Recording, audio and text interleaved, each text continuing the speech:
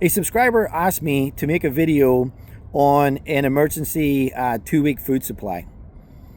So there's a couple of things I want to get into. First of all, the first thing is I already have a video that's, hey preppers, how much food do you need? And in that video, I talk about needing up to 1 year's worth of food, and for multiple people. Because I don't want to just survive. Me and my family, I don't want to just survive by ourselves. You know, it's not Swiss Family Robinson here. It's survive as a community, and try to bless people. The whole point of Christian preppers is that we build community to get people saved and bless other people. So food is a big deal of that mindset. So whatever mindset you have about this survival food, it should include being able to help and bless other people. So this video could be really, really long, and I've actually, I don't know what this is, like my third or fourth edition of trying to make this video, because I keep going down rabbit holes. so I keep going down rabbit holes into other stuff. So what I'm kind of coming to the conclusion is there's going to be multiple videos on this. So the first one that I want to get into is staying at home. So you've done your threat assessment. You've used your senses, your situational awareness to assess everything that's going on around you. You're checking the radio, you're calling people while the phones are still working, you're listening to the news, you're listening for any kind of evacuation bulletins, like whatever's going on. You're bringing in all that information, and you've made the decision, hey, it's safer to stay. Which I think is going to be the case in the majority of disaster situations. It's probably going to be safer to stay. So, okay, sorry, I've done this so many times, I'm like, my mouth is like dry. So you've made the decision to stay. Now, why is that a big deal? Because the type of food that you're going to have to stay at home, where you have access to water and to your refrigerator, to your stove, those are different kinds of foods. They can be much heavier, for instance, than the foods that you would take if you're going to travel. So we're going to talk about those kind of foods. Now, people have this in their mind, right, about emergency food. And, if you listen to this prepper stuff, you're going to see all the time, like, buy this, pack of storage food and this and this and this and all this stuff, right? So what I'm going to say to you is, for your emergency food supply, it should be food that you eat. The last thing you want to do is an emergency food situation is to be cracking open some food that you've literally never had before in your life, because you paid a buttload of money for it, because it lasts for 30 years. And then you crack it open for the first time and start eating it, and then have this adverse effect in your body, like diarrhea or puking, like something that you're actually healthy, but now because you're eating this food that your body's not used to, your body is rejecting it. You're having diarrhea, you're having vomit, and now you're getting dehydrated. So hopefully in this scenario, you're okay because you have access to lots of water, but you don't know if at any given moment that your situational awareness has told you, hey, we're now at greater risk to stay here than to move. This is really, really important. Even though in the beginning you've made the decision, hey, we're going to stay here and ride this out, which I say in 80% of the potential disasters that you may experience, that's a better case scenario. But let's say it's a forest fire and the wind changes. So you're okay and the wind changes and the fire just starts to go crazy. The wind picks up and you've now got like 50, 60 mile an hour winds blowing this fire right at your house. You can literally go to bed at night thinking you're okay and wake up the next morning and literally the trees around your house are on fire. Now you're moving. You're getting out of there. This is literally happening to Americans every year in this country. And we're in fire season right now. It's probably happening to Americans right now somewhere in this country where people went to bed that night thinking they'd be okay and woke up the next morning realizing we have to go. We have to pack up and go and just get out of here. Do not wait too long. When I was in Ukraine, I experienced a situation when we went in to evacuate people. First of all, everyone had an opportunity to get out of there sooner. Like even when the Russians were amassing on the border, so many people lived in those border towns, and the Russians did penetrate super deep. Like they got all the way to Kyiv, right? So they took a lot of territory in the beginning. So you couldn't imagine evacuating all those people because, one, they didn't even think they were going to get attacked from Belarus. So you could understand some of it. But when I was there and we were evacuating people, those people actually had time.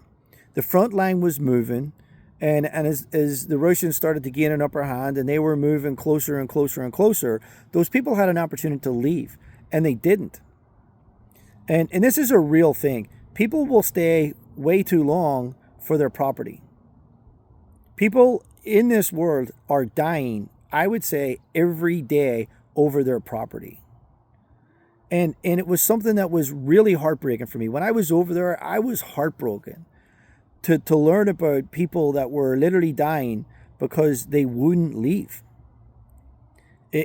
I teach a course called Urban Survival for Christians, and one of the modules in my course is triggers.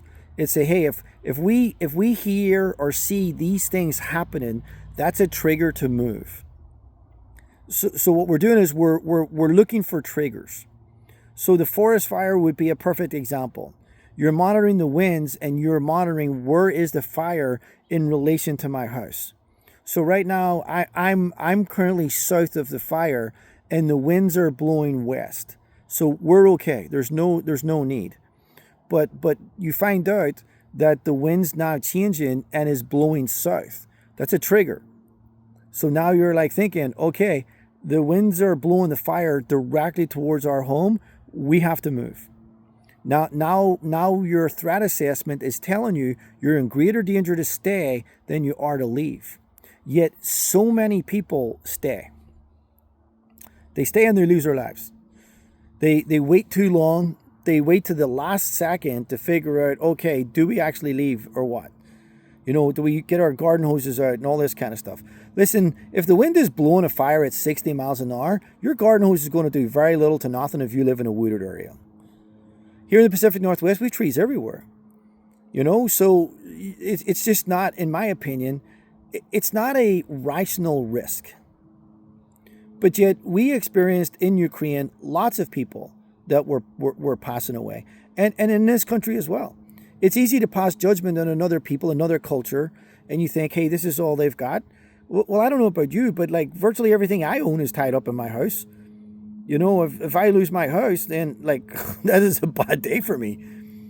But you know what I could tell you is a worse day? Is if I lose my life. Or if, God forbid, one of my family members were hurt because we stayed too long. It's just not worth it. It's not worth staying. So you got to get out. You've got to get going. So this is why this video, this is why I have to keep making this video, is because I keep going down these rabbit holes. I'm only supposed to be talking about 2 weeks emergency food supply, and oh my goodness, so much of this stuff it's all intertwined. So when somebody asks you a question like, oh, you know, tell me a 2-week emergency food supply, it sounds like a simple question, right? And maybe it is to a normal person. Maybe that's the problem. I'm not a normal person. So maybe to a normal person, it's like, oh yeah, you get this and this and this and this and you're good. For me, it's like, it's associated to so many other different things. Are you staying? Are you leaving? Those are two completely different types of food. If you're staying, if you're leaving. And as I said in this video, I'm going to be going over you're staying at home. But what's really, really important that you do understand is you have to keep conducting a threat assessment. And I would recommend, depending on the threat that's out there, you could be doing this threat assessment every 15 minutes. Like every 15 minutes, you could be reassessing, are we staying, are we going? Especially through critical time periods. You know, there's going to be certain heightened awareness in something that's going on, where like a forest fire is just a great example. Is the wind directions changing? You know, how intense is this fire? Is it, are they getting it under control at all, or is it continuing to spread? Like, these are real life scenarios that people have to understand. It could be something as simple as, hey, our heating system went out in the middle of winter.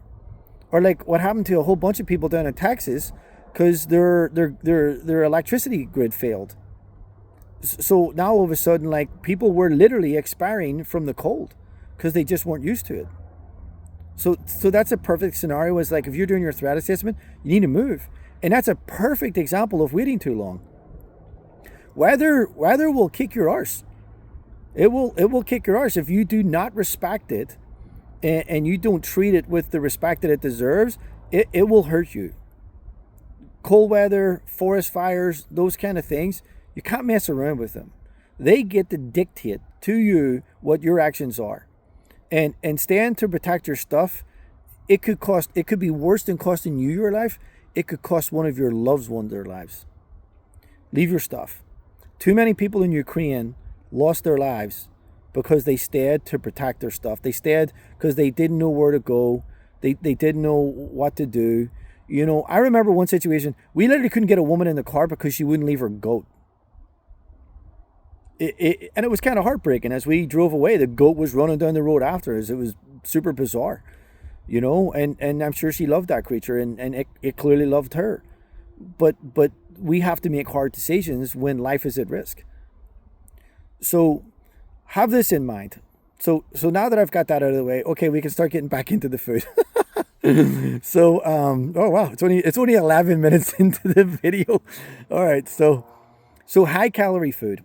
If you're in an emergency food situation, you know, all these vegetables are great. And, you know, vegetables are great for amino acids and different things that our body really needs, but not in an emergency situation. And I'm sure there's probably some people out there who would disagree with me. But here's the deal. A lot of people already have vegetables on their shelves anyway. And if you don't, just buy a few cases. Go to Costco, pick up corn, green beans, peas, whatever, carrots, you know, mixed veg. Just put all that stuff in there, or get it in there, and then you have that stuff. But what you really want in a situation where you can't move, and you're not going to the grocery store, or whatever the case is, and it's like you're just living off what you've got in your house. High caloric foods are what you want. High fat foods are what you want. High proteins are what you want. You know, now here's the deal. If your body is not moving, if you're just hunkering down, you could actually get away with 14 to 1600 calories a day. If you're just not doing a lot of movement, if there's rioting outside and you just want to leave the house because, you know, you're listening to the news, you just decide it's too dangerous, you know, where you are, it's in like a neighborhood and you haven't really seen any rioting there, but as soon as you leave your neighborhood and go onto some of the main roads, you already know that there's problems on those main roads. This is actually a pretty typical thing where you can be in a densely riotous area and live in a neighborhood and not really see a whole lot of the trouble, because what's going on in the main roads, it's going on around the stores, the car dealerships, you know, just all those places that are being looted, and that's where a lot of the conflict is happening. And yet your neighborhood is literally right around the corner, but you guys aren't really seeing much of anything. So that could be the situation that you're in, where just staying at home is the safest plan. It is, your threat assessment is like, yep, we just hunker down. In that situation, you don't necessarily have to do much. You know, you're just hunkering down. I would absolutely be talking to the neighbors and just trying to come up with a plan for some kind of community security. But again, that's another video. So I'll turn this into a 4-hour video. So talk to your neighbors, kind of hunker down. And maybe even if you stored up in a bunch of stuff, maybe you guys can share and swap a wee bit. Don't try to hoard your food. This is the one thing that I would absolutely recommend against, is hoarding your food, especially if you're professing to be a Christian. You know, so one thing, getting out there and talking to your neighbors, maybe you've got a bunch of stuff and you could share the odd can of, you know, chicken or beef stew or something with a high caloric intake, you know, your cream of chicken soup and all that stuff. You know, maybe that's an opportunity for you to swap some stuff and build that community where you're talking to each other to help keep you guys safe. You know, if you're dipping into your 2-week food supply, it means that there's some kind of an emergency going on. And getting out there and talking with your neighbors is a big deal. Even if you're just sharing a can of food here and there, especially if they have kids. Help each other out. And you'll be earning friends. You'll be gaining loyalty with each other. So, because you don't know if it's going to last 2 weeks or not. Okay? But in this scenario, that's what we're talking about. So what you're going to be doing is, like I said, you're just going to be eating foods that your body is normally eating. Don't store up all this specialty food. Not for a 2-week food supply. You don't need it. You don't need long-term storage food. Canned food lasts a long time, as long as you're cycling it out. But you know what else you've got? You've got your fridge. So there's two scenarios here. The electricity stays on, electricity goes off. So electricity stays on, that's great. You can open and close the doors. You don't worry about the cool getting out. You can close the door and get the fridge back to the same temperature again. So you can just use your fridge as normal. But you do want to still eat everything in the fridge first, because the stuff that's in the fridge is typically perishable. So you just want to go through the fridge and eat everything that's in there first. You can mix it, match it, obviously, with some canned food and all that kind of stuff. But if you have a packed fridge, which not a lot of us have these days, but if you happen to have a packed fridge, you want to work on that first. Do not allow any food to spoil. If for some reason, please do this. If for some reason you have a lot of food and there's no way that your family can eat it all without some of it perishing, please share some of that with your neighbors. Find out which neighbors don't have a lot of food and share some of that perishable food with them up front and tell them to eat it right away. You want to even go around the neighborhood and tell everybody, eat your perishable food first. Don't be digging into your canned food for comfort food or whatever it is, or your body's craving salt under stress or whatever it is. Eat your perishable food first and make sure everybody in the neighborhood is doing that. That's going to be a big deal. If the power goes out, it's a similar situation. You're going to eat all the food in the fridge first. In the end, as your freezer is thawing, and most freezers will keep the food frozen for maybe 3 days, so you've got that period of time to eat all the food in your fridge. In the end, you're going to start eating all the food in your freezer. There were situations in North Carolina where when the power went out and everybody's freezer started to fail, what people did in a community, it was really awesome. Americans are awesome. Americans are awesome people. Everybody just started emptying their freezers and bringing it out and having barbecues. Like, those people were actually eating good for the first few days, because once the power was out and there was no more risk from the weather, people just started coming out and just like cooking everything up, because they knew, hey, we can't get our hands on a generator. We're kind of like isolated and cut off from the rest of the world here. So what we're just going to do is eat all that food first. And people were literally having like these community gatherings, and some people didn't really have anything. And that's a big deal. It's a really big deal to feed people that don't have any food, especially if they've got kids, because they just didn't have the money. They literally live paycheck to paycheck, and they almost do their grocery shopping daily or weekly. And if it hits before they were able to cash that paycheck, then they might not have much food left in their fridge or their freezer. So get all that perishable food out. Don't be eating your canned stuff. Your canned stuff will last a long time. So you don't want to be eating any of your canned stuff, right? Go through all the perishable food first. Just literally go through your entire pantry. Just scour your house for food that will perish. And that's what you want to eat first. And then you want to get those little parties going and feed other people. And then after you've done all that, now that's when you're getting into your canned food. So you want high caloric canned food. You want your cream of chicken, like I was saying, beef stew, cans of chicken. Things in sauces are really good, because a lot of times the sauces will have more calories than the meat itself. So the tushonka in Ukraine that we were giving out was pork, and they cooked it up. They rendered down the fat from the pork. They put some of the fat in a glass jar, a Mason's jar. Then they filled the jar, they packed it with pork, and then they poured the rest of the liquid fat over the pork to cover it, and then they put the lid on and sealed it.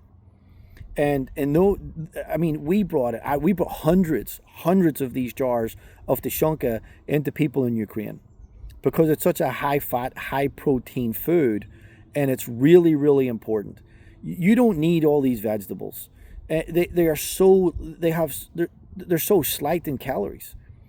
We were bringing in cans of green beans that had literally I think 17 calories per can or something like that. Corn that had 35 calories per can. And that's if you drank the juice that it was in, the water that was in. So those foods are great. There's some amino acids and all that kind of stuff, but you need calories and you need protein. So stock up on canned food, because it'll do really well. But think about this. Think about stuff that you can put in the freezer. Even if it's things like brats. Brats are great, and you stick them in your freezer. They store really, really well. They can get a little bit of burn after a period of time, but just cycle them out. But then you just cook those puppies up. You put them in a soup. You do whatever. They're full of fat. You're getting fat. You're getting protein. You're getting all that kind of stuff in them. So hopefully this video will have helped give you some ideas for a 2-week food storage, and how we will go through the fridge first, then the freezer, and then onto your racks. And the video that I've got there, so actually this is a really important part that I skipped. It was in the other videos, but I'm trying to remember what's in this one. So here's how I would work out a 2-week food supply. This is how I would work out almost anything. Is I would think of 3 days. So 3 days is kind of cool because that's 9 meals. So there's going to be a variety. You're not eating the same thing for all 9 meals. So there's already a variety in those 9 meals. So just figure out the food that you need for 9 meals for 3 days and just multiply it by 5. I think it's literally as simple as that. And make it food that you eat. And normal food. Your normal food that you eat. That you're just going to have meals. And maybe even literally have a backyard barbecue. Literally just things like that you can do to cook up all the meat, get people together, and come up with a plan. How awesome is that? For you to be the guy that just starts cooking up all the food, because it is a power outage, right? And now all the food in your freezer is going to rot anyway, and you cook it all up and you invite the neighbors over and you just basically say, hey, what are we going to do? Like at that point, you're the man. Like you're the person that's blessing and helping people and coming up with the plan, so you become central. And therefore, you get to put forward your ideas. And a lot of people, I'm telling you, they're going to be freaking out. And this is really important, especially for a community. You want to be the guy with good ideas that are well thought out. Because when people are panicking and they're in a high stress situation, they'll take pretty much any idea. They'll follow like anything. If anybody pops up and they seem like they know what they're doing or they know what they're talking about, they're going to follow that. They're just going to follow that plan. So you want to be the guy with the plan. And you're explaining, hey, let's get all anybody that's got perishable food that is going to perish within a day or two, and they've got more than they can eat. Let's get it all out. Let's get it all out together. We'll have a little block party. We'll cook this food all up. We'll make some soups. You can make soups, stews, things that even though you're cooking them that day, they will still last 1 or 2, 3 days past that, so you can still be eating that. So all your normal food, your cookies, your potato chips, you have to be careful about packaged foods though, because they usually have a lot of salt. So you want to make sure, so this is one thing that I would recommend. If you do not have access to water, if something happens and you do not have access to water, as much as you want to eat those foods, you've got to be very, very careful. You've got to be very, very careful about how much salt that you put into your bloodstream. And your kidneys trying to process that without your kidneys being flushed properly. So if you don't have anything to drink, be very, very careful about eating things like potato chips or other foods that have a really high salt content. That's a big deal, and that will really affect you. Okay, so I'm going to make some additions to this, and this will be essentially a 2-week food supply at home, staying at home. So check out for my other videos, and let me know what you think. Please leave a comment. If this helped you, let me know. If you feel like, hey, there's things that you left out, like, let me know. I want to be able to do everything I can, and maybe even something that I missed here and you caught it and I didn't. Like when you leave it in the comment, then that other people can get to read that. So that information can also be disseminated through this video without me having to make another video. Hey, thanks for your time. God bless you guys. Bye.